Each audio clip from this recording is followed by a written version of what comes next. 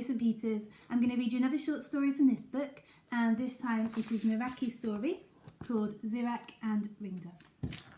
So, Zirak and Ringdove. Ringdove and her sisters found a scatter of safflower seeds one morning. They started pecking, so happy to have a delicious breakfast that they didn't notice a net in the grass beneath their feet. Suddenly the net closed around them and they were trapped. Ringdove's sisters flapped and fluttered in a panic. "Stay calm," said Ringdove. "I see the bird-catcher coming. If we struggle to save ourselves, we should all be caught. We must work together to escape." "But what can we do?" cried her sisters desperately.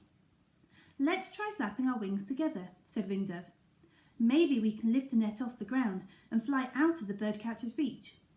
So when Ringdove cried, "Fly," everyone flapped together. Just as the bird-catcher stretched out to grab the net, Ringdove and her sisters rose from the ground like one huge bird and flew over his head and away. "You won't escape from me," shouted the bird-catcher, shaking his fist angrily. "That's my best net," and he ran after them. Ringdove and her sisters flew as fast as they could, but the net was heavy and their wings soon grew tired. "We're still trapped," her sisters sighed, "and he'll catch us if we stop to rest." Ringdove noticed they were near the town. "Let's fly there," she said. "The bird-catcher won't be able to follow us through the narrow winding streets, and I have a plan to set us free." With all the strength they could muster, Ringdove and her sisters flew on together, over the town wall to a quiet alley, where they fluttered down and lay exhausted in the net. As Ringdove had guessed, the bird-catcher followed them into the town, but he was soon lost in the maze of streets and busy markets. When he realised that he'd never find the birds or the net, he gave up at last and went home. Meanwhile, Ringdove's sisters felt sorry for themselves. "We may have escaped the bird-catcher," they moaned, "but we're no safer here in this town full of hungry cats and dogs." "Trust me," said Ringdove.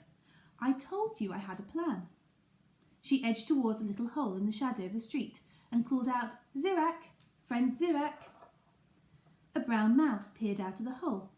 "Who calls my name?" he said, blinking in the sunlight. "My sisters and I need your help," said Ringdove. Zirak ran to her side. "Ringdove, old friend," he cried, "how did you come to be tangled in this net?"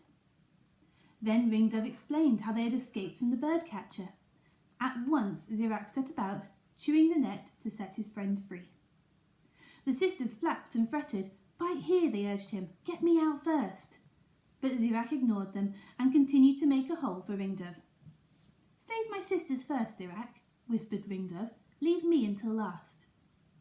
"But they are selfish," exclaimed Zirak. "They don't care about each other." "If you save me first, you may grow tired and leave them behind," said Ringdove. "But I'm sure that if you leave me until last, you won't abandon your friend." Zirak chuckled to himself. "You're right, dear Ringdove," he said. "I don't care about the fate of your silly sisters, but your kindness to them makes me love you even more." So he chewed the net until he had freed the sisters and, at last, Ringdove herself. And there was just time for the two friends to say goodbye before a cat scampered up the alley and sent them all hurrying home. I hope you enjoyed that, St Peters.